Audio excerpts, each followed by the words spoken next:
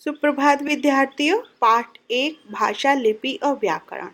पिछली कक्षा में मैंने आपको यह पाठ पढ़कर बताया था और आज हम इसकी एक्सरसाइज यानी आज हम इसका अभ्यास कार्य करेंगे। ओके स्टूडेंट्स, ओके विद्यार्थियों, आइए अभ्यास करें। नंबर 1, उचित विकल्प पर सही का निशान लगाइए। देखिए मैंने यहाँ पर करके रखा हुआ है। मैं आपको समझाती हूँ। का एक क्षेत्र विशेष में बोली जाने वाली भाषा को क्या कहते हैं?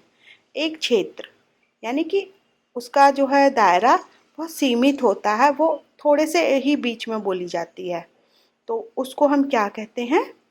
बोली। उसको हम बोली कहते हैं, संपर्क भाषा नहीं कहते, उपभाषा नहीं कहते। खा भारतीय संविधान द्वारा किस भाषा को राष्ट्रभाषा के रूप में मान्यता दी गई है? अंग्रेजी भाषा? नहीं, हिंदी भाषा को राष्ट्रभाषा के रूप में मान्यता दी गई है। क्यों?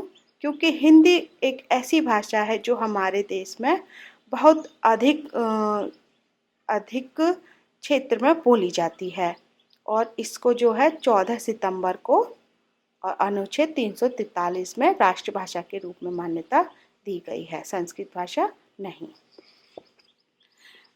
गा ज्ञान राशि का संचित कोश क्या कहलाता है? लिपि, साहित्य, भाषा?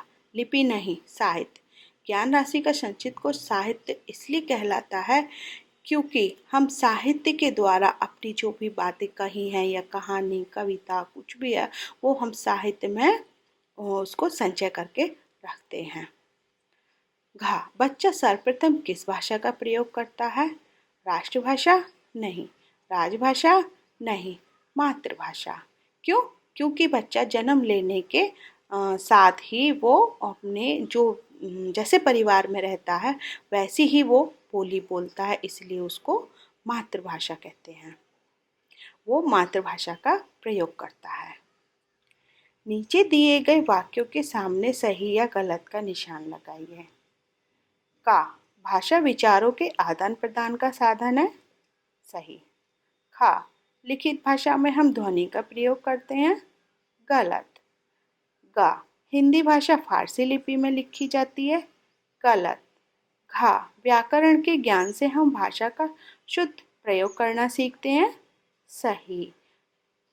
तो हिंदी भाषा फारसी लिपि में लिखी जाती है, गलत है ना। हिंदी भाषा तो देवनागरी लिपि में लिखी जाती है। ओके। नंबर 3, भाषा और लिपि को मिलाइए।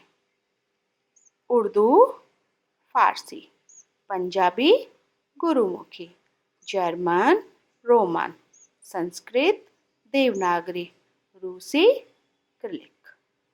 परिभाषा लिखिए।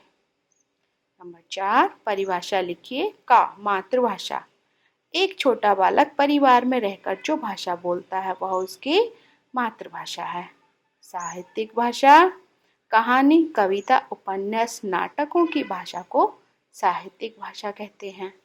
राष्ट्रभाषा संविधान के अनुच्छेद 343 के अनुसार हिंदी हमारी राष्ट्रभाषा है। उपभाषा जब बोली का क्षेत्र थोड़ा बड़ा हो जाता है तो वह उपभाषा बन जाती है। ओके, प्रश्न उत्तर ये मैंने आपको करवा दिए थे, आप लर्न कर लीजिएगा। ओके।